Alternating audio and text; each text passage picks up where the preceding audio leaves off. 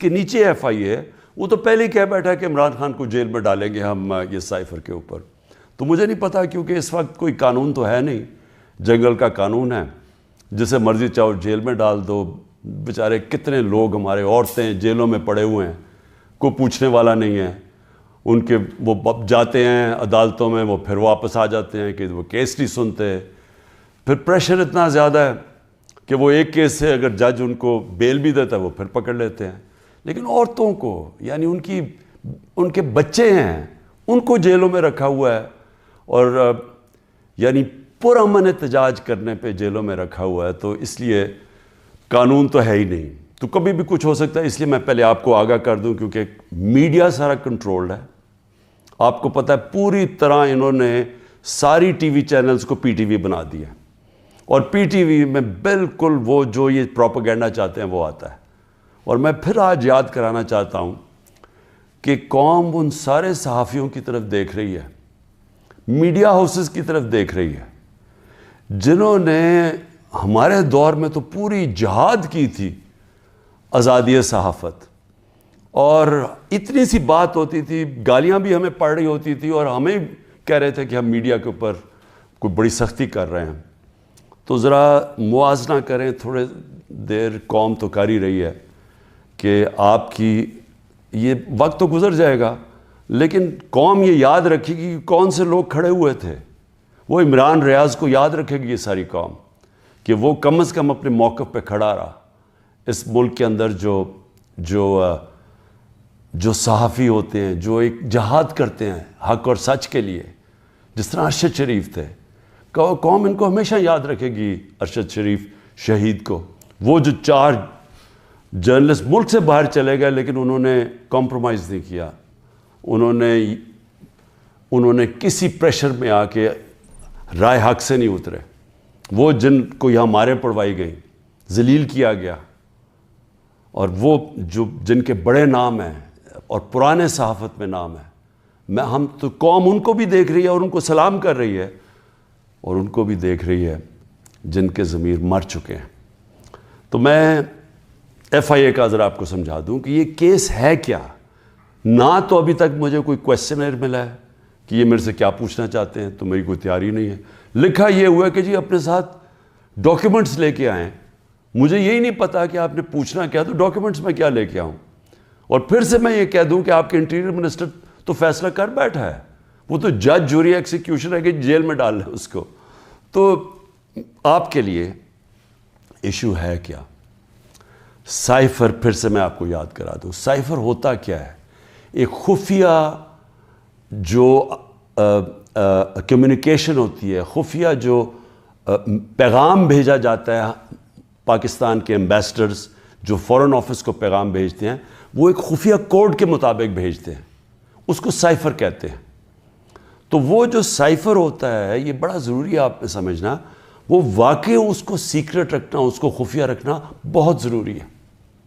کیونکہ ایک دفعہ وہ کوڈ دنیا کو پتہ چل جائے تو سارے جتنے بھی آپ کے ایمبیسڈرز خفیہ میسیجز بھیج رہے ہوتے ہیں فورن آفس باہر کی دنیا سے, وہ سارے پبلک ہو جائیں گے, جس طرح وکی لیکس کے اندر پبلک ہو گئے تھے. یاد رکھیں وکی لیکس میں امریکن ایمبیسڈرز جو ڈاکیومنٹس بھیجتے تھے, جو کمیونیکیشن بھیجتے تھے اپنے اسٹیٹ ڈپارٹمنٹ کو, وہ سارے پبلک ہو گئے تھے. اور اس میں کئی انکشاف ہوئے, جس میں دیکھنے والا جو پاکستان کے اندر ہمارے سیاستدان وہ کیا باتیں کر رہے تھے ایمبیسڈر سے, وہ بھی دیکھنے والے ہیں کہ کتنے دوگلے تھے. اور انہوں نے, میں یہ اللہ کا شکر ہے میں یہ کہتا ہوں, انہوں نے کہا کہ ایک آدمی ہے جو ہمارے سے بات کرتا ہے وہ پبلک سے کرتا ہے. باقی انہوں نے کہا باقی جتنے پولیٹیشین ہیں وہ ہمیں کچھ کہتے ہیں, پبلک میں جا کے کچھ کہتے ہیں. بہرحال تو وہ سائفر کو سیکرٹ رکھنا بڑا اہم ہے. تو کیا عمران خان نے وہ جو سائفر جو کوڈ تھی اس کو پبلک کیا؟ اب یہ آپ سمجھ جائیں کہ جو سائفر آتا ہے فورن آفس کے اندر, وہ کبھی کسی کے پاس نہیں جاتا, وہ صرف فورن آفس میں رہتا ہے, وہ چوری نہیں ہو سکتا, وہ فورن آفس میں پڑا ہوتا ہے. جو ہمارے پاس آتا ہے اور جس میں prime minister, president, army chief, I S I کا چیف, اور پھر ایک جاتا ہے اس کا جو جاتا ہے کیبنٹ سیکرٹری کے پاس، یہ یاد رکھیں کہ یہ وہ سائفر نہیں جاتا. یہ سائفر کا جو مفہوم ہوتا ہے وہ اپنے لفظوں میں لکھ کے ہمارے پاس پہنچتا ہے. تو سائفر فورن آفس میں رہتا ہے، وہ کبھی وہ نہ چوری ہوا ہے، نہ وہ اور کوئی دیکھ سکتا ہے، نہ پرائم منسٹر، ہم کوئی نہیں دیکھ سکتے، کیونکہ یہ سائبر سیکیورٹی کا قانون ہے جو کہ کیبنٹ ڈویژن بتاتی ہے ان کو، فورن آفس کو. تو پہلے تو یہ سائٹ پہ کر دیں کہ سائفر کا جو کوڈ تھا وہ کبھی بھی پبلک نہیں ہوا، کسی نے نہیں وہ دیکھا بشمول پرائم منسٹر کے، ہم نے کسی نے نہیں وہ دیکھا. ہمارے پاس وہ آیا کہ وہ سائفر کے اندر ایمبیسڈر اسد مجید اور ڈونلڈ نون نے کیا بات چیت کی، وہ ہمارے پاس آیا. اب سب کے لیے وہ میں نے بڑے احتیاط سے اس کو جب میرے سامنے آیا تو بڑے ہم نے احتیاط کی.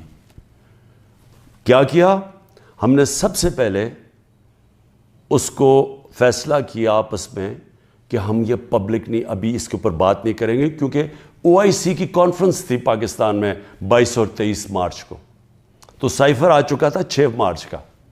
ہم نے اس کانفرنس کی وجہ سے ہم چپ کر کے بیٹھے رہے کہ کیونکہ باہر سے منسٹر آ رہے ہیں اور شور میں جاتا ہے اس کا، تو ہم نے کہا ملک کو نقصان پہنچے گا.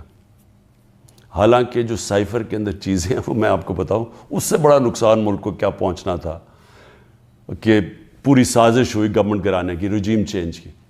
27 تاریخ کو میں نے جلسے میں جو ایک کاپی لہرائی وہ سائفر نہیں تھا، جو سائفر کے اندر پیغام تھا تو وہ میں نے بتایا. اور میں نے تب بھی محتاط رہا، میں نے یہ نہیں بتایا کہ میں نے کہا یہ بڑا سینسٹیو ہے، میں نے لکھ کے بتایا کہ میں صرف کوئی غلط بات نہ کہہ دوں، کیونکہ انٹرنیشنل ریلیشنز ہے، ہماری دوسرے ملکوں کے ساتھ تعلقات ہیں، وہ نہ خراب ہو جائیں.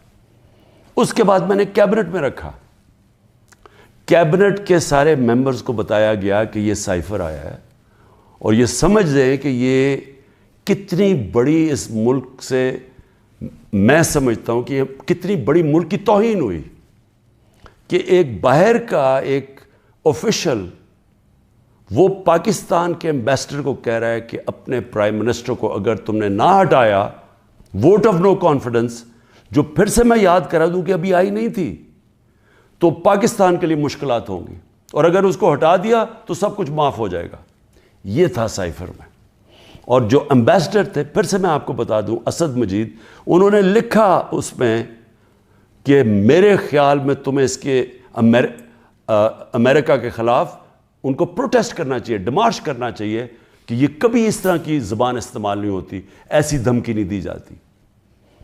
میں پہلے کیبنٹ میں رکھتا ہوں، پھر 28 مارچ کو نیشنل سیکیورٹی کاؤنسل میں رکھتا ہوں. اور وہ نیشنل سیکیورٹی کاؤنسل میں سارے سروس چیف ہوتے ہیں. جنرل باجوہ تھے وہاں، ایئر چیف تھے ادھر، نیوی کے چیف تھے، جوائنٹ چیف آف سٹاف تھے، ہمارے ساری کیبنٹ کے سینئر ممبرز تھے، فورن آفس کے سیکرٹری بیٹھے ہوئے تھے. اور اس میں کیا فیصلہ ہوتا ہے کہ ہمیں جس طرح ایمبیسڈر اسد مجید نے ریکمینڈ کیا، ہمیں ڈیمارش کرنا چاہیے، ہمیں امریکہ کو پروٹیسٹ کرنا چاہیے کہ یہ آپ نے ہمارے اندرونی معاملات میں مداخلت کی. تو جب وہ اس میں آ گیا نیشنل سیکیورٹی کاؤنسل میں اور ڈیمارش کر دی، تو جو اس کی جو سائفر کے اندر چیزیں لکھی ہوئی تو وہ تو پبلک ہو گئی. کیونکہ جب آپ نے پبلک ایک سٹیٹمنٹ دے دی کہ کہہ دیا کہ ہم نے اس کی کیا، تو وہ تو سیکرٹ تو نہ رہا وہ، کیونکہ ڈیمارش نے اپنے کس پہ، تو یہ چیزیں سامنے آ گئی نیشنل سیکیورٹی کاؤنسل میں اور کیبنٹ میں بھی ڈسکس ہو گئی. اس کے بعد پارلیمنٹ کے اندر ہم نے ان کیمرہ سارے اپوزیشن لیڈرز کو بلایا کہ آپ کو پتہ ہونا چاہیے کہ کس طرح کی پاکستان میں توہین ہوئی. سارے اپوزیشن لیڈرز نے منع کر دیا جانے کا، کیونکہ یہ سارے حصہ تھے اس سازش کے. میں کوشش کر رہا ہوں کہ سارے ملک کو بتاؤ کہ قوم کی کتنی توہین ہوئی ہے، یہ منع کر دیتے ہیں. پھر پارلیمنٹ سے جو اسپیکر ہوتے ہیں وہ چیف جسٹس آف پاکستان کو بھیجتے ہیں، اور میں بھی انہیں کہتا ہوں کہ اس کے اوپر انکوائری کریں کہ یہ جو مداخلت ہوئی ہے اس کے اندر پتہ تو چلے کہ یہ ہوا کیا، کتنی بڑی سازش ہوئی ہے کہ سٹی گورنمنٹ کے اوپر، الیکٹڈ پرائم منسٹر کے اوپر دھمکی ملتی ہے اور پھر اس کے گورنمنٹ گرانے کی پوری تیاریاں شروع ہو جاتی ہیں، لوگ بھاگنا شروع ہو جاتے ہیں، الائز چلے جاتے ہیں. اور یہ پیغام کس کو تھا؟ مجھے تو پتہ تھا پیغام کس کو ہے. جنرل باجوہ کے لیے یہ پیغام دیا گیا تھا کیونکہ اسی کے پاس پاور تھی نا گورنمنٹ گرانے کی. باقی تو کوئی پرائم منسٹر کو نہیں ہٹا سکتا تھا. تو اس کے بعد جب یہ اور پھر کیبنٹ کے اندر ہم نے اس کو ڈی کلاسیفائی بھی کر دیا. تو مجھے ابھی تک یہ نہیں سمجھ آ رہی کہ ایف آئی اے چاہتی کیا ہے کہ جب سائفر تو سیف، جس طرح ثناء اللہ نے کہا وہ فورن آفس میں پڑا ہے، وہ تو اس کے اوپر تو اس کا تو کسی کو پتہ ہی نہیں ہے جو سائفر کی کوڈ ہے. ہمارے پاس جو جس کو پیرافریز کہتے ہیں انگریزی میں لفظ، ہمارے پاس جو آتا ہے وہ تو اس کا مفہوم آیا تھا اور وہ جا کے نیشنل سیکورٹی کاؤنسل اور کیبنٹ میں جب رکھا اور بعد میں ڈی کلاسیفائی بھی کر دیا تو وہ تو پھر ایک سیکرٹ ڈاکیومنٹ نہیں رہا. اب اصل چیز پہ آ جائیں کہ کیا کسی ملک میں کوئی بتا سکتا ہے، ہمارا تو 25 کروڑ کی آبادی ہے، کسی 50 لاکھ کی آبادی، چھوٹے چھوٹے نیوزی لینڈ جیسے شہر، چھوٹے سے یعنی ملک، اور کتنے ہیں ایسے، ہالینڈ ہیں، چھوٹے چھوٹے شہر ہیں، چھوٹی چھوٹی آبادی ہے. کوئی تصور کر سکتا ہے کہ کسی ملک سے، امریکہ کا کوئی بھی جس طرح آفیشل، وہ جا کے اس کے ایمبیسڈر کو کہے کہ اپنے پرائم منسٹر کو گرا دو نہیں تو ہم تمہیں یہ کر دیں گے؟ جب امریکہ نے رجیم چینج کیا ہے پہلے، تو جو خود ہی ان کے سی آئی اے کے اور MI6 کے جو پیپرز ڈی کلاسیفائی ہوئے ہیں ان میں کیا چیز نکلی؟ مصدق کی گورنمنٹ گرائی گئی، رجیم چینج کیا گیا 1950 کی دہائی میں.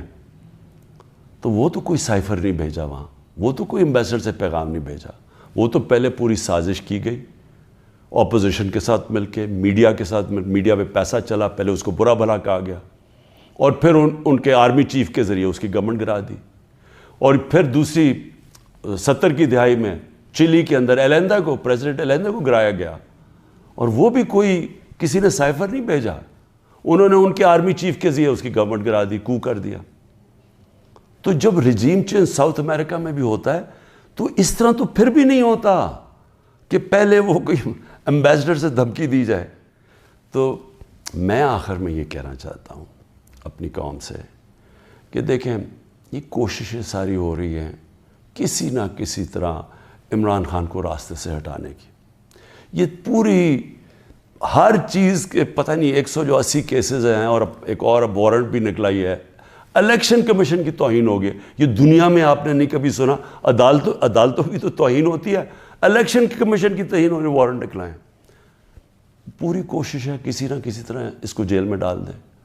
میں کھڑا ہوں، جیل کے لیے بھی تیار ہوں، لیکن قوم کو میں یہ بتا دوں کہ میں انشاءاللہ ہر کیس کا ثابت کروں گا اسی ملک میں بیٹھ کے کہ ہر کیس انہوں نے جعلی بنایا ہے، بوگس بنایا ہے.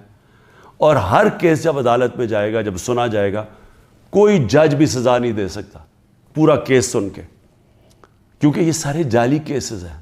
اور اس کا مقصد اس ملک میں انصاف نہیں لانا، اس ملک میں انصاف کی قبر کھودنی ہے تاکہ کسی طرح جنگل کا قانون جو طاقتور ہے وہ کسی طرح اس ملک کی جمہوریت بھی ختم کر دے، وہ طاقتور اس ملک کی عوام کی آواز ختم کر دے، وہ اس ملک کی سب سے بڑی پارٹی کو کسی طرح ختم کر دے، اور کسی نہ کسی طرح یہ چوروں کا ٹولہ جو 30 سال سے ملک کو لوٹ رہا ہے کسی نہ کسی طرح اس کو پھر اوپر بٹھا دے. یہ ہے ساری کے. پاکستان زندہ باد.